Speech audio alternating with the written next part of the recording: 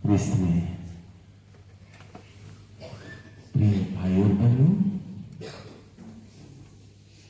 हम लोग क्रूस के ऊपर में लिखा हुआ पाते हैं। कितने अक्षर हैं? 4 अक्षर हैं। क्या क्या अक्षर है? कोई बता सकता है क्या है?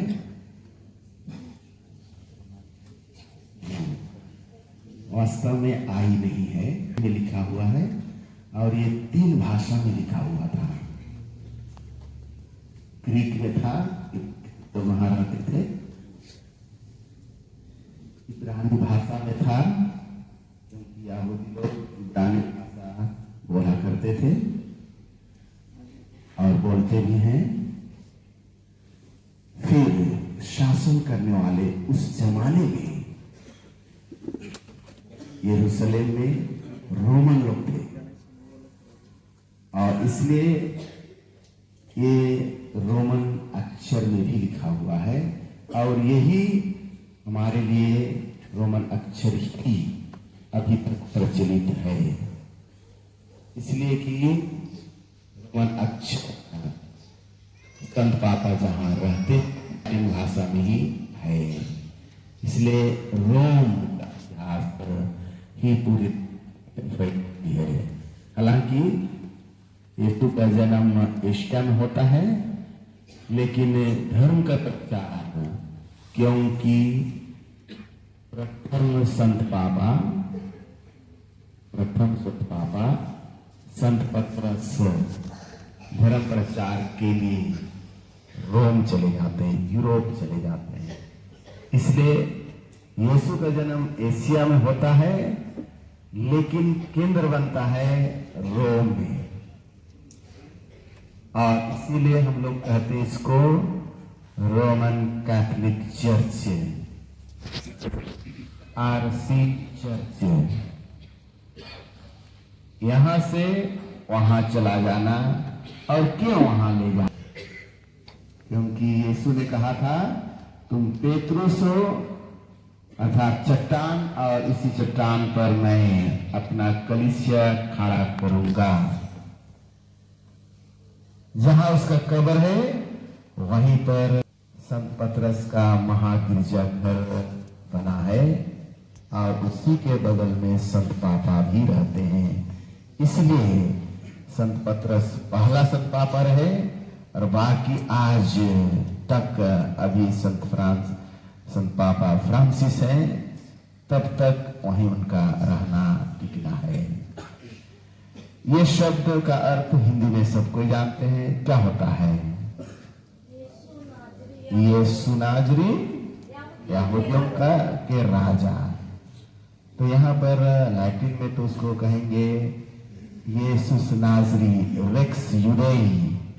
कहने का मतलब यीशु जीसस नाजरी, नाजरेत, रेक्स का मतलब होता है राजा, यूडेई। यहाँ पर भी आई ना ली करके जे है, लेकिन उच्चारण आई के समान होता है। तो आज हम लोग इसी राजा का, जो कि पूरी दुनिया के साथ साथ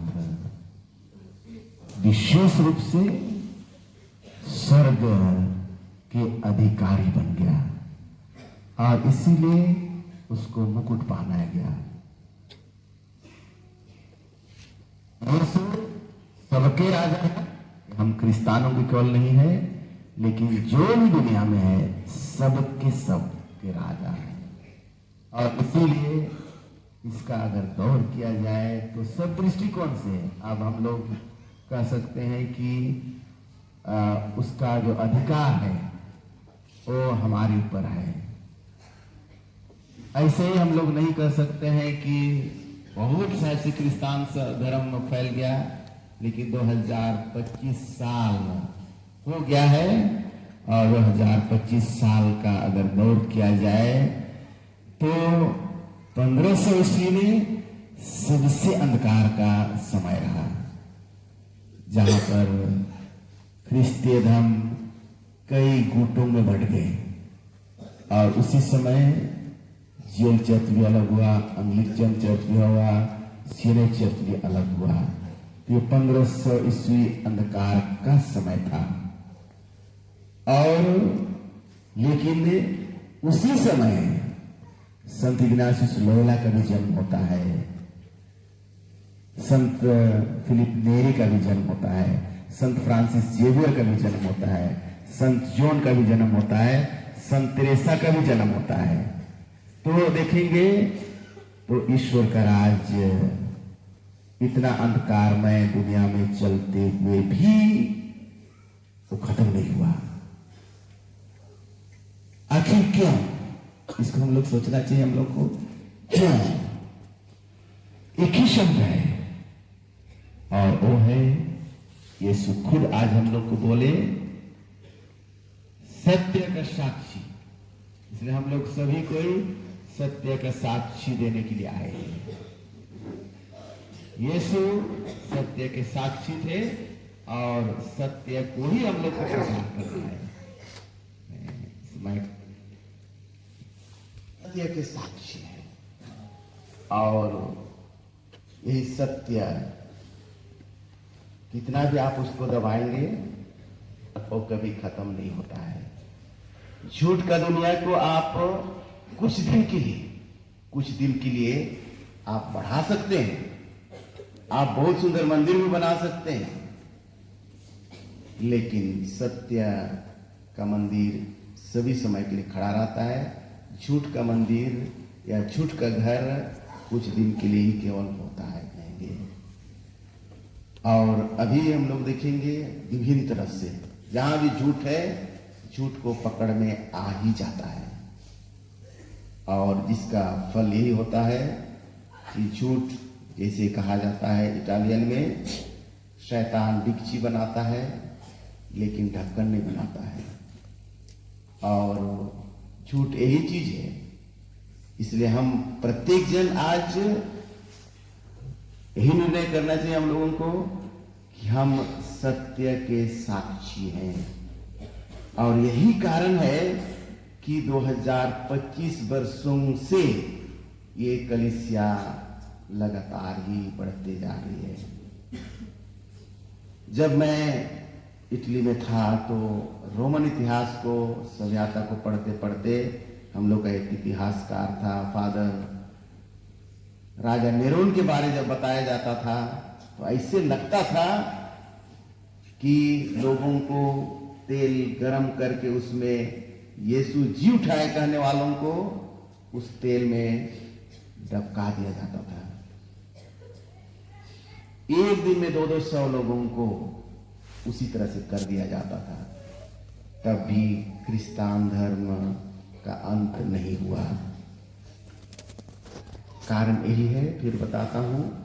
कारण एक है, यीशु सचमुच जी उठे हैं और ईश्वर के पुत्र हैं और सदा उसका पुत्र रहेंगे और स्वर्ग में इसी सच्चाई को जीते हैं और पृथ्वी पर उसी सच्चाई को बताने के लिए कि ईश्वर एक है और वो है अब्राहम का ईश्वर, इसहाक का ईश्वर और याकूब का ईश्वर, जिसको उन्होंने पाया और जिसने उसकी बुलाहट को सुना।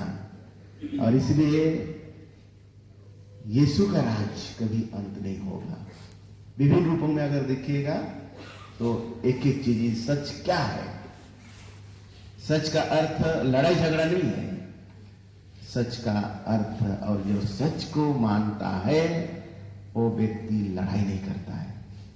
यीशु साफ साफ उदाहरण में दे दिया कि जो मेरा अनुयायी है, अगर मैं इस पृथ्वी का राजा होता तो मेरे अनुयायी लड़ते, लेकिन मैं इस संसार का नहीं हूं। और इसीलिए गौर कीजिएगा, कितना भी हम पर अत्याचार होता है, कितना भी अत्याचार होता है, दुनिया का हर कोना में अत्याचार होता है इस धर्म का और इस धर्म के अनुयायियों का, लेकिन ये लोग लड़ाई नहीं करते हैं। आप लोगों को कभी कभार लगता है कि हम लोग भी ऐसे क्यों ना करें ना, लेकिन चूंकि हम लोग सत्य के साक्षी हैं, और सत्य के साक्षी होने के नाते सत्य एक दिन निकल कर आएगा ही। आप उसको कितना भी दबाइए, वो निकल कर आएगा ही। और मैं किसी दिन पहले एक छोटा सा आर्टिकल, कहानी तो नहीं कहूंगा, इतिहास को जो चीन का है उसको पढ़ रहा था। एक लड़का छिप छिप कर चीन में यीशु ख्रिस्त को मानता था और उसका भाई बाद में रोम चला गया फादर बनने के लिए, लेकिन वो छिप करके ही विश्वास करते थे।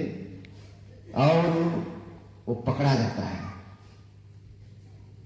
और जब उसको पकड़ा गया तो एक ही चीज उसको पूछा गया, यीशु तुम्हारा क्या है? तो बोला, यीशु मेरा राजा है। तब उन्होंने कहा, आज से इसको बोलना बंद करो। उसने कहा, ये मैं कभी बंद नहीं कर सकता हूं। तब उन्होंने कहा, अगर इसको फिर बोलते हो हम तुम्हारा हाथ काट देंगे। जब हाथ कट गया तब भी उसने कहा, यीशु मेरा राजा है। उन्होंने कहा, अब हम दूसरा हाथ भी काटने जा रहे हैं, अगर तुम इसको फिर बोलोगे तो हम वो हाथ भी काट देंगे। उसने फिर कहा, यीशु मेरा राजा है।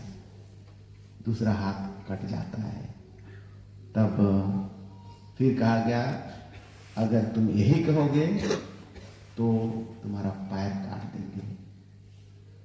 लेकिन वो लड़का बोलता रहा, यीशु मेरा राजा है। और अंत में सिर को भी, गला को भी काट दिया जाता है। तो ये साक्षी, ये अंदर में है, एक बहुत बड़ा ताकत है, और वो सच्चाई का ताकत है। और यही ताकत को हम सबों ने पाया है, यीशु के साथ पाया है। और इसीलिए आपको डर भय नहीं लगता है, और हम सबको डरना भी नहीं चाहिए, क्योंकि ईश्वर हमारे अंदर है, हमारे साथ है, हमारे साथ चलता है, हमारे साथ जीता है, हमारे साथ खाता पीता है कहेंगे। इसलिए हम प्रत्येक जन को सच्चाई, सच्ची एक ऐसा ताकत है जो दुनिया का कोई भी ताकत उसको नहीं हरा सकता है। कुछ दिन के लिए आप हरा भी सकते हैं, जैसे यीशु को क्रूस पर ठोक दिया गया और यही सोच करके कि ये खत्म हो जाएगा, और कब्र में 3 दिन तक बंद कर दिया गया, लेकिन वो सच कब्र में रहा नहीं, वो सच निकल करके आया। इसलिए हम जो बपतिस्मा पाए हैं, हम उस डर तो इसी में आता है कि हम कहीं ना कहीं झूठ बोले हैं या गलत काम किए हैं, और जो अच्छा काम किया है वो कभी डरता नहीं है। आज कहेंगे तो हम लोग का सबों का दिल का राजा यीशु है। ये आपका धन दौलत का राजा नहीं है, आपका दिल का राजा है। और यह सच है कि हमारा अंतःकरण वहीं से पुकारता है कि आप सच बोलें। आप भले ही अकेले रहते हैं तब भी आपको कहा जाता है आप सच कहें, या गलत कर रहे हैं तो आपको कहा जाता है आप गलत कर रहे हैं, इसको आप भी जानते हैं। और यही राजा हमको हमारे दिल में, हमारे अंतःकरण में पुकारता है जब हम गलत काम करते हैं। अच्छा काम के लिए प्रेरित करता है, लेकिन गलत काम करने से रोकता है, सबों को रोकता है। और इसी की आवाज को हम सबों को सुनना चाहिए और उसके अनुसार जीना चाहिए।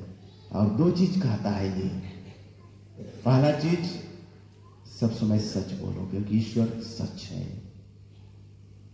दूसरा चीज, सभी समय हम लोगों को पुकारता है जिसको शायद हम लोग अपने आवाज को दबा देते हैं, और वो है सभी की भलाई सोचो। कभी आपका अंतःकरण नहीं कहेगा अपना भलाई सोचो, लेकिन हम बहुत बार अपने अंतःकरण को, अपने दिल को दबा कर रखते हैं। ईश्वर की आवाज को दबा कर रखते हैं। नहीं तो हमारा अंतःकरण सभी समय कहता है सबकी भलाई करो, क्योंकि हमारा अंतःकरण ये दो चीज से बना है, सच्चाई से।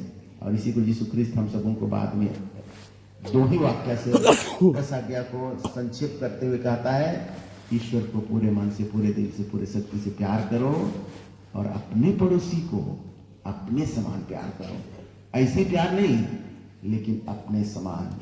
जिस तरह अपने क्रूस पर चढ़ करके प्यार किया, उसी तरह हम सबों को भी अपने पड़ोसी को अपना जीवन देते हुए प्यार करने के लिए प्रेरित करता है, कहेंगे।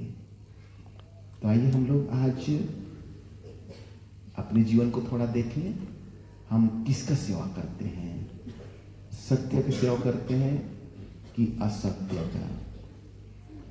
आज तक हम अपने अपने तरीके से मानते हैं, लेकिन आप लोगों को कह सकता हूं कि सही मायने में यीशु ख्रिस्त हम सबों की भलाई सोचने के लिए प्रेरित करता है। और इसीलिए मैं कई बार यही सोचता हूँ अपने में, और किसी ने हमको पूछा भी, आखिर आपको इतना काम करने की क्या जरूरत है? पल्ली में बैठ करके आराम से रहते ऑफिस में, 24 घंटा दौड़ने की क्या जरूरत है? मेरे प्रिय भाई और बहनों, मैंने अपने राजा से यही सीखा है, जिस तरह वे सबों के लिए मर गए, हमको भी उसके लिए मरने की आवश्यकता है। और यही मेरे अंदर से रात दिन पुकारता है, जिसके लिए मुझको किसी तरह का डर भय नहीं लगता है, क्योंकि मेरा राजा मेरे साथ है। मेरे बॉडीगार्ड दिन को रह सकते हैं, लेकिन रात को नहीं रह सकते हैं, लेकिन मेरा राजा यीशु 24 घंटा का एक एक सेकंड में मेरे साथ जीता है।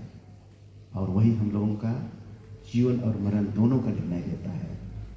इसलिए हम सबों को डर करके नहीं जीना चाहिए, लेकिन चूंकि हमारा राजा हमारे दिल में बसता है, बाहर नहीं बसता है। इसीलिए हम लोग यहाँ पर देख रहे हैं, सब समय यीशु जब तक यहाँ था, मनुष्य के रूप में था। आप लोग मोमबत्ती को जब देखते हैं, दो ठो ऐसे ही नहीं रखा जाता है। यीशु का दोनों स्वभाव था, और आज भी वो स्वभाव बना रहता है। जब हम लोग रोटी और दाखरस में उसको लेते हैं, ईश्वर भी था और मनुष्य भी था। और इसीलिए उसी ईश्वर को हम लोग मानते हैं, जिसका कभी अंत नहीं होगा और जिसको कभी खत्म नहीं किया जा सकता है। और इसीलिए हमें होना चाहिए, यीशु मैं तुम्हें प्यार करता हूँ, तू मेरा राजा है और मुझे किसी बात की डर नहीं। हम लोग स्तोत्र ग्रंथ 23 में पढ़ते हैं, तू मेरा चरवाहा है, मुझे किसी बात की कमी नहीं। और बात सही है, हर एक को हम लोग अपने अपने तरीके से इसका अनुभव कर चुके हैं। हम उसी प्रभु को फिर से जवाब दें और कहें, जो भी विश्वास में कमी रही, आज के बाद सिर्फ तू ही और तू ही मेरा राजा है। तुझसे छोड़कर मैं किसी को नहीं मानता।